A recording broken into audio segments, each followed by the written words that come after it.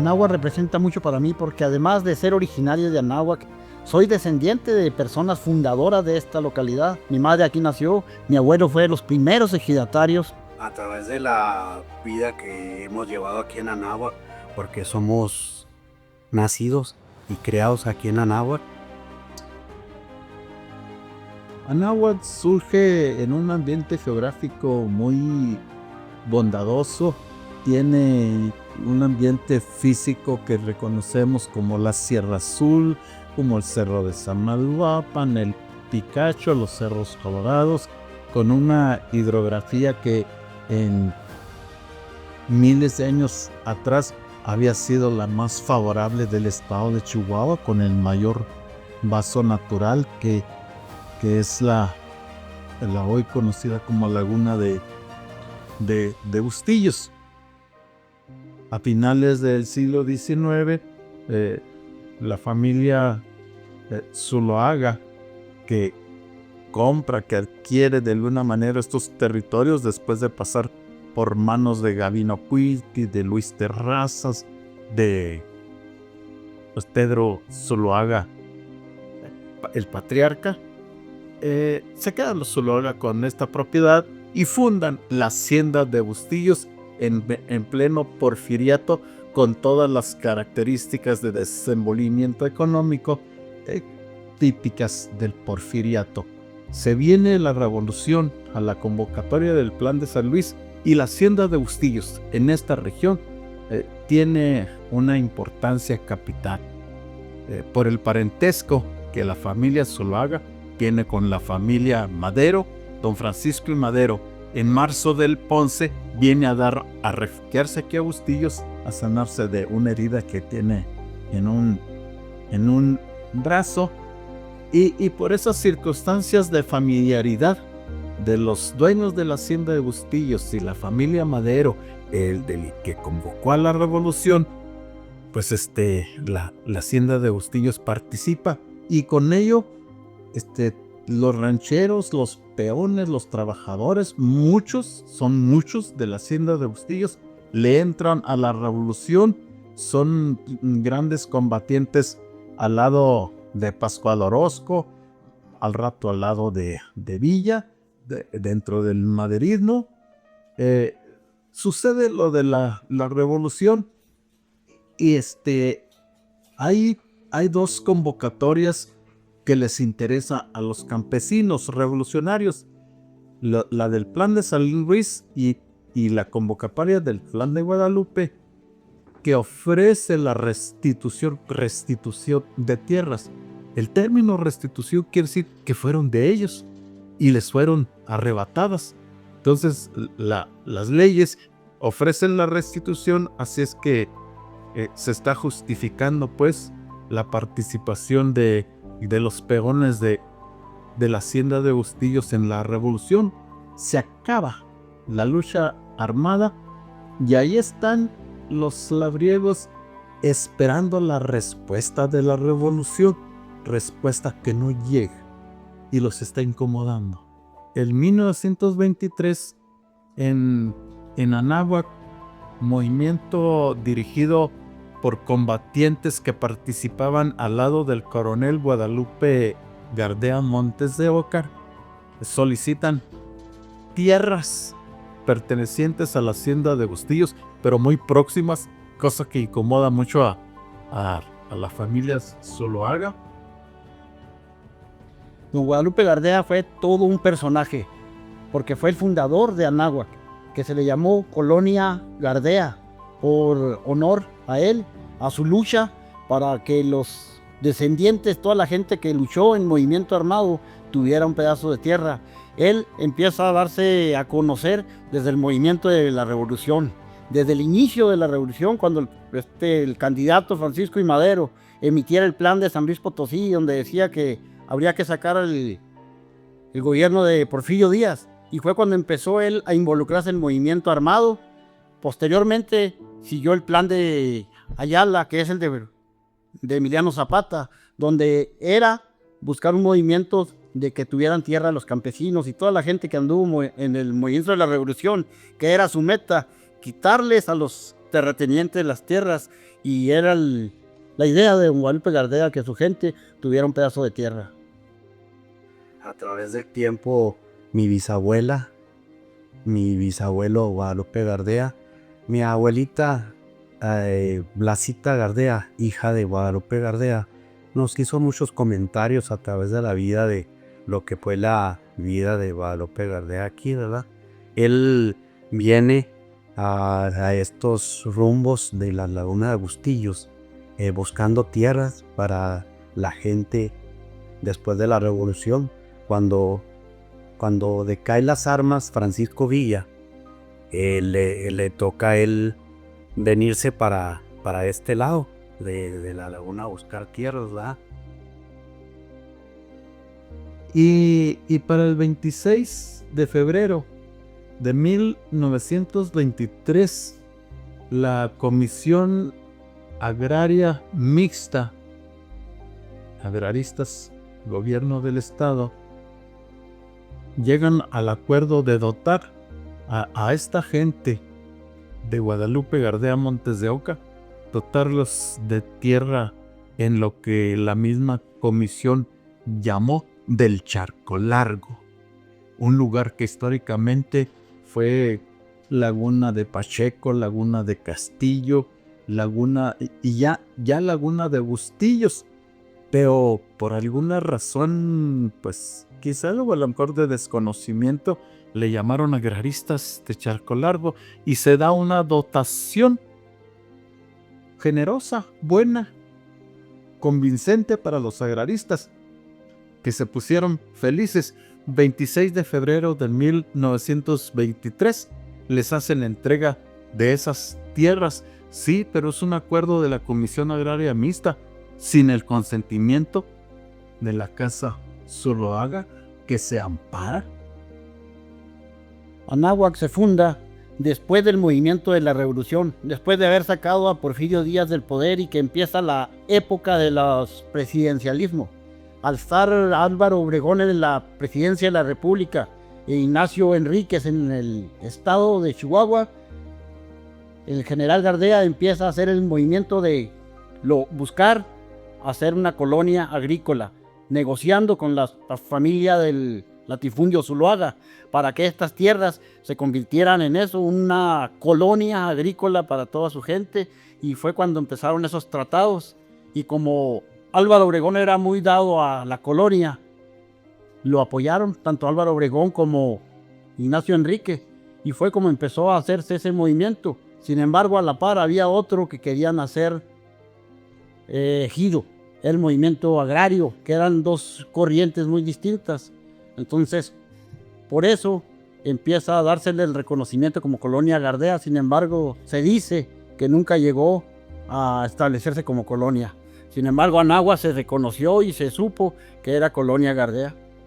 No había un nombre oficial que darle a aquel lugar, y las mismas autoridades le fueron llamando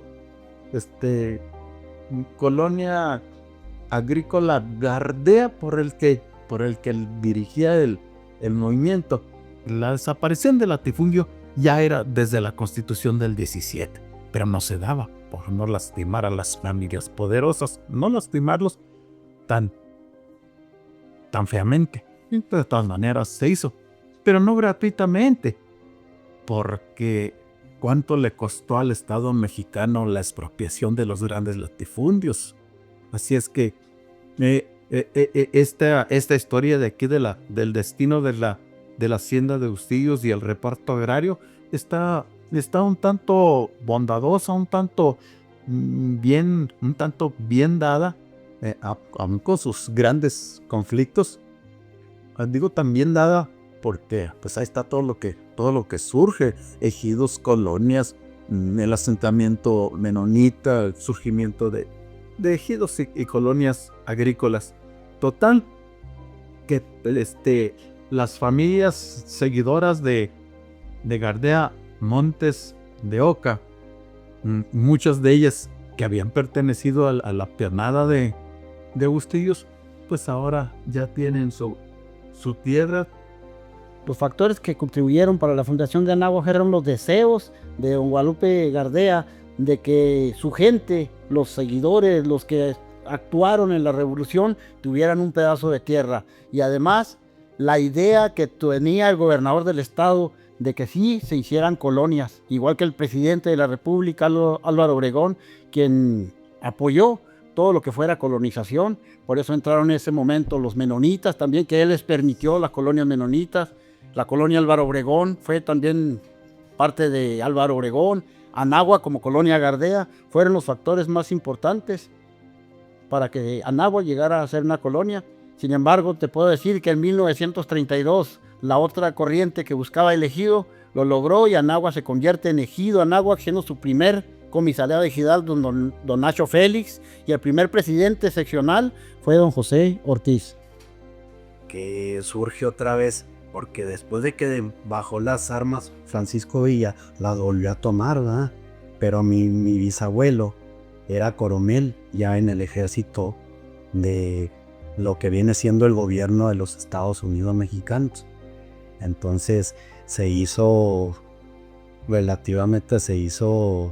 contra de Francisco Villa, y mi abuela nos platicaba que en varias ocasiones vino y hizo sus desplantes Francisco Villa aquí en Anáhuac. Sí, en aquel entonces nos platicaba mucho mi abuelita que la gente de aquí de Anáhuac iba y escondía a las mujeres al lado del Picacho. Nos contaba muchas veces de una cueva que existe en el Picacho y que ahí era donde llevaban todas las mujeres de aquí de Colonia Gardea en ese entonces a esconder, ¿no? Porque Pancho Villa no respetaba nada. Y cuestiones así, nos platicaba que en esa cueva había agua adentro, que era una cueva muy grande. En cuestión mía, yo le he buscado varias veces y no le he encontrado esa cueva. Hay algunos primos que sí me dicen que está a un lado de la cordillera esa de piedras que hay en el Picacho, que está al lado derecho, pero en sí no le he encontrado. Nos platicaba también de un pasaje también que hizo Francisco Villa aquí en lo que es Bustillos. Nos platicaba de una señora que la bañó con gasolina y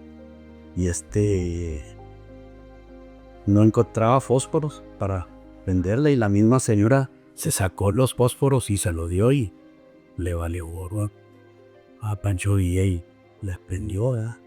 Son pláticas que nos tenía mi abuela.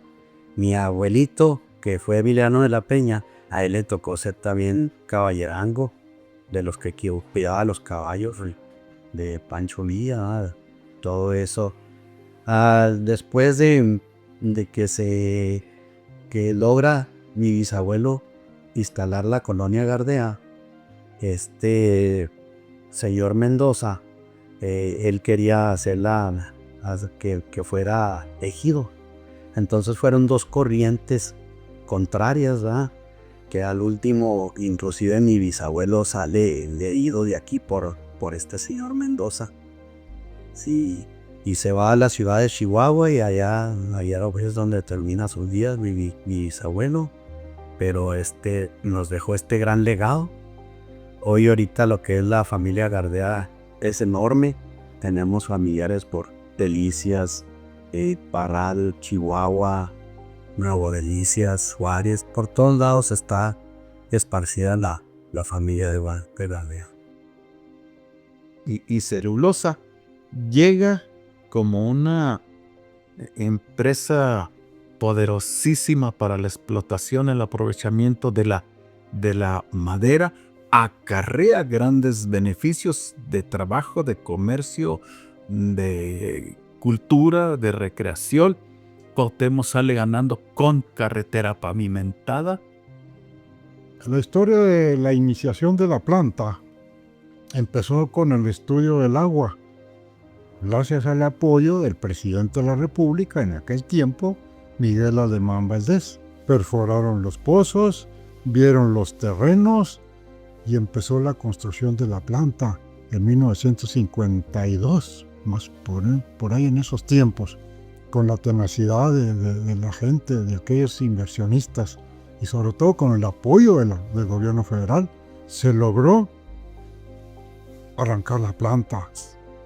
Una cosa importantísima. Si hablamos ya del 60, 70, la región de Anáhuac compite en dinamismo económico con otras regiones del estado. Llega un momento en que el ingreso per cápita de la región de Anáhuac está por encima de todos. Tenía programas muy grandes. El primero fue esa etapa, producir pasta a través de sacarle todo el producto a la madera. Pero la planta tenía otros planes. No era nada más crear celulosa. Si ven ustedes por ahí, ven terreno grandísimo. Compraron miles de hectáreas de terreno, pero era con el fin de poner más plantas. Hacer de Anáhuac un Monterrey chico. Una papelera, otra papelera. Una cervecería y otras 2, 3 empresas grandes. Era el plan que tenían. Por eso estudiaron todo el sistema del agua, porque sabían que podían traer 3 o 4 o más plantas con el agua que había. Y sigue habiendo agua. Entonces, ese era el estudio que al principio les señalé. Exactamente, dijeron, aquí nos vamos a sentar. Empezó a trabajar, empezó el progreso, todos nos beneficiamos. El manejo de Estado que no se da con prudencia, con sabiduría, no es aprovechable. Se acaba la riqueza forestal y empiezan ya los conflictos sociales por los contratos de trabajo, por los beneficios de la empresa y demás. Y para el 90, toda la grandeza de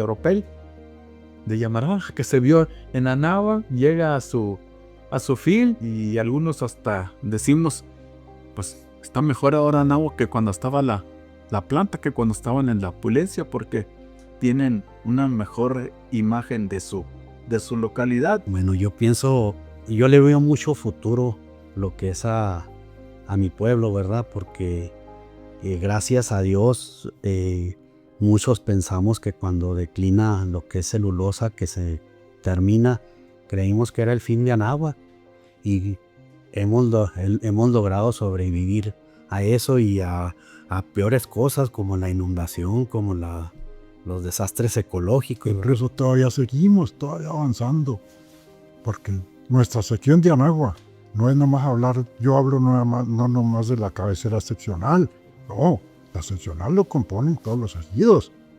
Tan importante nuestra sección de Anáhuac, que ya la quisieran muchos municipios.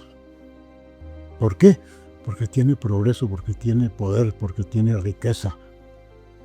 Ahorita tenemos comunicaciones y transportes, educación y cultura, muchas escuelas, una universidad que bajamos del Pizarrán, y viene otra universidad. Anáhuac, después de los 93 años de su fundación, lo vemos ya muy desarrollado. Vemos que su personaje importante, central don Guadalupe Gardea, fue un gran visionario que dijo, aquí es donde quiero yo mi pueblo, donde quiero yo a mi gente, y afortunadamente con todo el atractivo que tenía natural Anáhuac, o que tiene, le ha dado mucha capacidad, porque por ello vinieron plantas importantes aquí a Anáhuac que le dieron un realce, un reconocimiento nacional por esa industria, y ha crecido cada presidente que ha estado a partir de don José Ortiz hasta la fecha. Cada uno de ellos ha contribuido para el desarrollo y el crecimiento de Anáhuac. Anáhuac ahorita lo es ya con la gran parte de sus calles pavimentadas. Ya ves algunas construcciones muy importantes. Anáhuac tiene ya más presencia en muchos ámbitos, tanto en el deporte. En el deporte Anáhuac ha destacado bastante, en el béisbol, en el fútbol, en el softball. En varios deportes Anáhuac ha sido muy importante, además en pintura, escultura, en muchas capacidades. Y te digo, también en su mano de obra calificada por la escuela que nos ha dado la industria. La gente de Anáhuac está capacitada para trabajar dentro de un local cerrado de los 3 turnos. Es gente que tiene mucha capacidad de creatividad. Entonces Anáhuac tiene para más. Se nota el desarrollo. En unos 10 años lo vas a ver pegado ya a Cuauhtémoc con grandes corredores. La carretera costera nos va a dar otra oportunidad importante y está dentro del desarrollo que debe tener Anáhuac y el mismo municipio. En la orilla de la laguna, y aunque es cierto que luego es castigada, se le pondrá más atención económica, se harán trabajos de aprovechamiento y todo eso sirve para ese desarrollo. Los anahuaquenses tienen asegurado un porvenir bueno, mejor que la forma de vida que ahorita tiene. Yo creo que la cultura que se nos ha establecido podría ser hogareña. Sí, porque aquí donde quiera te abren las puertas de su casa, o a donde vayas te reciben bien. Somos muy hospitalarios en lo que es aquí en el sección. Entonces vamos a salir adelante y síganle porque es importante. Todavía falta mucho que platicar, que terminaríamos, ¿no? Pero ahí vamos poco a poquito avanzando.